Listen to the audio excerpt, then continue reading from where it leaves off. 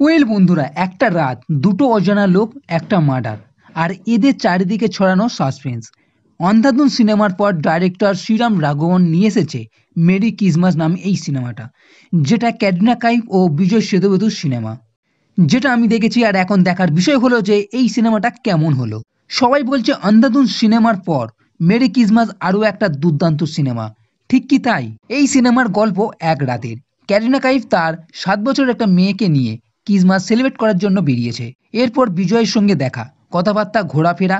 এরপর ক্যাটরিনা নিজের বাড়িতে যায়, বাচ্চাটিকে ঘুম পাড়িয়ে এরা দুজনে আবার বাইরে যায় এবং ঘরে ফিরে যখন আসে দেখে যে ক্যাটরিনার স্বামী মারা গেছে, মানে মার্ডার হয়ে গেছে। কিভাবে মার্ডার হলো, বিজয় আর ক্যাটরিনা কিভাবে জড়িয়ে পড়বে এই মার্ডারের সঙ্গে, এই নিয়ে সাসপেন্স ও থ্রিল দেখা যাবে।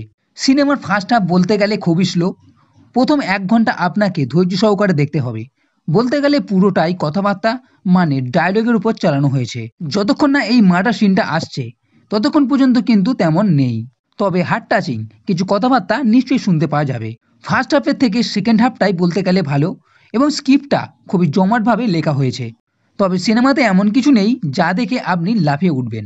সেকেন্ড হাফে ক্লাইম্যাক্সের দিকে ঘুমাও দেওয়ার কিছু টুইস্ট নিশ্চয়ই আপনি দেখতে পাবেন। এর সঙ্গে কিছু সাপোর্টিং অ্যাক্টরও আছে, যেমন রাধিকা আপ্টে। সিনেমাতে সমস্ত ক্যারেক্টারদের ছাড়াও অন্য সব রকম জিনিস, যেমন ঘরের সমস্ত রকম জিনিস, সবুজ wallpaper, fish tank, Christmas tree, আলমারি, এদের সব কিছুই গল্পের থ্রিলের সঙ্গে জড়িত আছে। সেকেন্ড হাফের কিছু টুইস্টের জন্যই এই সিনেমাটা দেখা যেতে পারে। সিনেমাতে বিজয়ের বৈশিষ্ট্য হলো এর মুখের হাবভাব, যা খুবই সরলভাবে সব কিছু করতে দেখা যাবে এবং খুবই ভালোভাবেও এই রোলটা করেছে। আপনি যদি দেখার মন করে থাকেন তবে এই সিনেমাটা নিশ্চয়ই দেখতে পারেন। আর সিনেমাকে একটা ডার্ক থ্রিলার নিশ্চয়ই বলা যেতে পারে।